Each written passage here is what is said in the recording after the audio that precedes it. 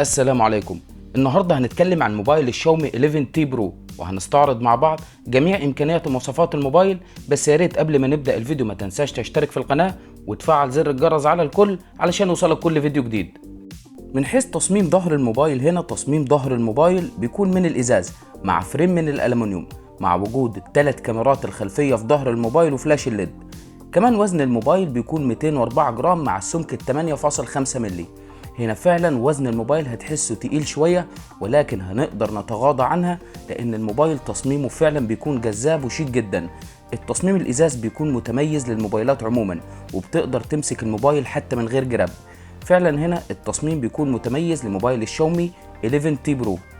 كمان بصمة الموبايل اللي هتكون في زرار الباور وأدائها هيكون متميز جدا. من حيث المعالج برضو اللي هنتكلم عنه بعد شوية. هنا الشاشة بتيجي من نوع أموليد. أول عيب من وجهة نظري إن الشاشة أموليد، يعني التصميم الإزاز مع فريم من الألمنيوم. لو الشاشة كانت سوبر أموليد كنت هتلاحظ فرق كبير جدا في الألوان والسطوع.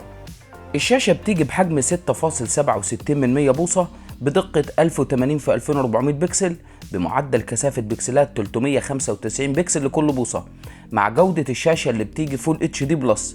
كمان هنا أبعاد العرض بتكون معاك 20:9. 20:9 هتديك بمحتوى أكبر من مشاهدة الفيديوهات أو استخدام الألعاب. الشيء اللي هيكون مميز من حيث الشاشة وهي نسبة السطوع اللي بتوصل معاك ل 1000 نتس. تقريبا تحت أشعة الشمس هتقدر تشوف المحتوى بالكامل على الموبايل. كمان مع استجابة اللمس اللي بتوصل معاك ل 480 هرتز. والشيء برضو اللي هيكون مميز هنا من حيث معدل التحديث للشاشة بيوصل معاك ل 120 هرتز. فعلا هنا ال 120 هرتز هتلاحظها بفرق كبير أثناء التصفح أو الانتقال. كمان الشيء المميز هنا لموبايل الشاومي 11 تي برو انه بيجي بصوت ستيريو. فعلا الصوت الاستيريو هيديك تجربة حلوة اثناء مشاهدة الفيديوهات او استخدام الالعاب.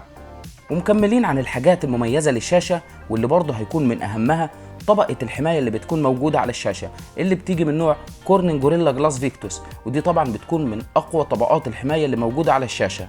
مع وجود الكاميرا الامامية في ثقب في منتصف الشاشة، نقدر نقول ان الشاشة فعلا بتكون متكاملة من حيث معدل التحديث ونسبة السطوع.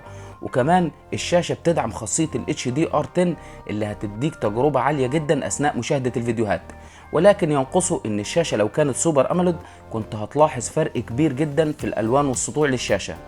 وبكده يبقى اتكلمنا عن التصميم والشاشة لموبايل الشاومي 11 تي برو. هنتكلم دلوقتي عن افضل ما يميز الموبايل وهو المعالج والاداء. الموبايل بيجي بمعالج من شركة كوالكوم سناب دراجون 888. فعلا هنا اداء المعالج بيكون ممتاز جدا اثناء استخدامك للالعاب، وبتقدر توصل للعبة ببجي ل 60 فريم. هنا المعالج فعلا هيديك تجربة عالية جدا اثناء الاستخدام. وكمان دقة التصنيع اللي بتوصل معاك ل 6 نانومتر اللي هتكون موفرة في الطاقة بشكل كبير جدا. وكمان وسائل التبريد هتكون متميزة معاك، يعني لو بتحب تستخدم الألعاب لفترات طويلة الموبايل هيديك الأداء والكفاءة العالية أثناء الاستخدام. كمان مع المعالج الرسومي أدرينو 660. خلينا أقدر أقولك إن الموبايل الشاومي 11 تي برو هيكون ضمن أفضل الموبايلات لسنة 2021. هتقدر تستخدم الموبايل سواء في الألعاب أو الاستخدام العادي بكل كفاءة، لأن الموبايل بيقدم لك أفضل أداء على الإطلاق. كمان هنا المعالج سناب دراجون 888 هيكون ليه دور كبير جدا في معالجة الصورة. ودلوقتي هنتكلم عن الكاميرات لموبايل الشاومي 11 تي برو. الموبايل بيجي بثلاث كاميرات خلفية، والأساسية اللي بتكون بدقة 108 ميجا بكسل. الكاميرا 108 ميجا بكسل هتديك أفضل أداء سواء في الإضاءة العالية أو الإضاءة القليلة، كمان بفضل المعالج سناب دراجون 888 اللي هيكون ليه دور كبير جدا في معالجة الصورة. اما من حيث الكاميرا الاماميه، فالكاميرا الاماميه بتكون بدقه 16 ميجا بكسل مع دعم تصوير الفيديوهات بجوده الفول اتش دي بلس. كمان الميزه هنا من حيث تصوير الفيديوهات للكاميرا الخلفيه ان الموبايل بيصور بجوده ال 8K. فعلا اداء الموبايل في التصوير او الالعاب بيكون ممتاز جدا. وكمان من حيث المميزات الجباره في الموبايل وهي سرعه الشحن اللي بتوصل معاك ل 120 واط. بطاريه الموبايل بتكون 5000 ملي امبير مع دعم الشحن السريع بقوه 120 واط.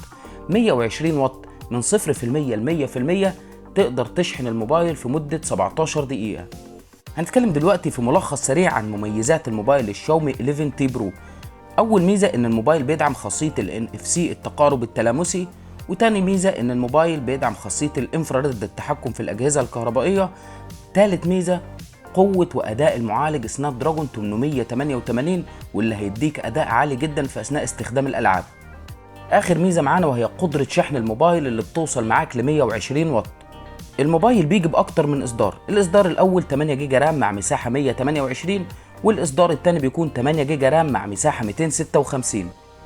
أما من حيث سعر النسختين، فالنسخة ال 128 جيجا بيكون في حوالي ال 12000 جنيه، والنسخة ال 256 جيجا بيكون في حوالي 13000 جنيه. وبكده يبقى اتكلمنا عن جميع مواصفات وسعر موبايل الشاومي 11 تي برو.